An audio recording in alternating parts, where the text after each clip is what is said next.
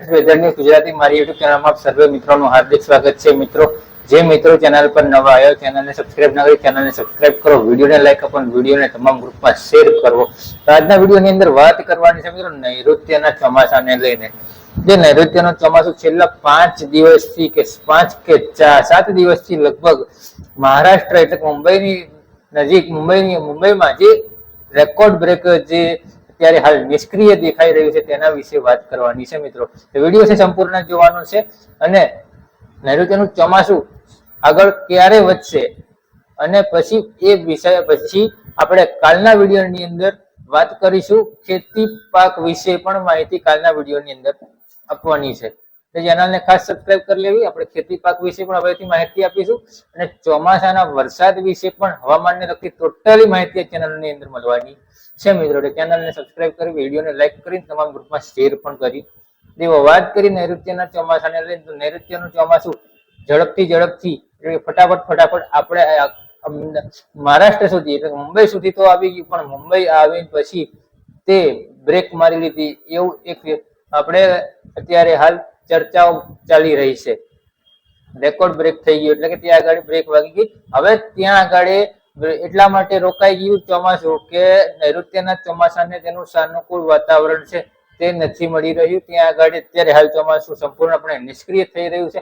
પણ હા, એટલી ચોક્કસથી વાત છે કે હવે 14 તારીખ 15 તારીખની આસપાસ બંગાળની ખાડીની અંદર એક ભારે વરસાદી સિસ્ટમ એટલે લો પ્રેશર સિસ્ટમ સક્રિય થવાની છે। આ લો પ્રેશર સિસ્ટમ સક્રિય થશે એટલે જે નૈઋત્યનું ચોમાસાને બ્રેક વાગી છે તે ફરીથી નૈઋત્યનું ચોમાસું છે તે એક્ટિવ થશે અને ગુજરાત તરફ આગળ વધશે। જ્યારે પણ બી નૈઋત્યનું ચોમાસું ગુજરાત તરફ આગળ વધતું હોય છે ત્યારે સૌથી પહેલા નૈઋત્યનું ચોમાસું છે તે દક્ષિણ ગુજરાતમાં સુરત, વલસાડ, નવસારી, તાપી જેવા વિસ્તારોમાં દક્ષિણ ગુજરાતમાંથી પ્રવેશ કરતું હોય છે અને આખા ગુજરાતમાં પ્રવેશ થતો હોય છે। આ રીતે નૈઋત્યનું ચોમાસું ડેલી વર્ષોમાં ચાલતું હોય છે। દર વર્ષે આ રીતે નૈઋત્યનું ચોમાસું ચાલતું આવે છે।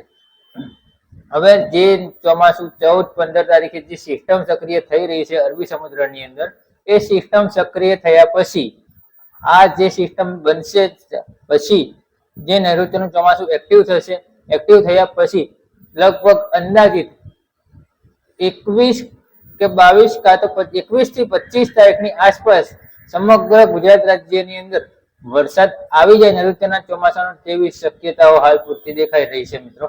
અને આ નૈઋત્યના ચોમાસાનો વરસાદ સમગ્ર ગુજરાત રાજ્યમાં આવી જશે પછી ખેતી પાક વિશે પણ આપણે વિડીયોની અંદર માહિતી આપીશું। પણ જે ગુજરાતવાસીઓને અત્યારથી ચિંતા હતી કે ચોમાસું ક્યારે આવશે ગુજરાત રાજ્યમાં, મહારાષ્ટ્ર સુધી તો એટલે કે મુંબઈ સુધી તો આવી ગયું, વહેલું આવી ગયું, પણ હવે ચોમાસું આ વખતે લેટ થયું છે। 14-15 તારીખે એક્ટિવ થશે પછી એ ધીરે ધીરે આગળ વધશે ચોમાસું। આજના વિડીયોની અંદર ચોમાસાને લઈને માહિતી હતી। અત્યારે હાલ પૂરતું વિડીયોમાં આટલું જ। હવે જે પણ બી માહિતી આપીશું એ કાલના વિડીયોની અંદર માહિતી આપીશું। કાલના વિડીયોની અંદર ખેતી પાક વિશે પણ માહિતી આપવાના છીએ, જેમાં ચોમાસાને લગતું જે વાવેતર હોય તે ક્યારે કરવું જોઈએ। તો અત્યારે હાલ આ વિડીયોની અંદર આટલું જ।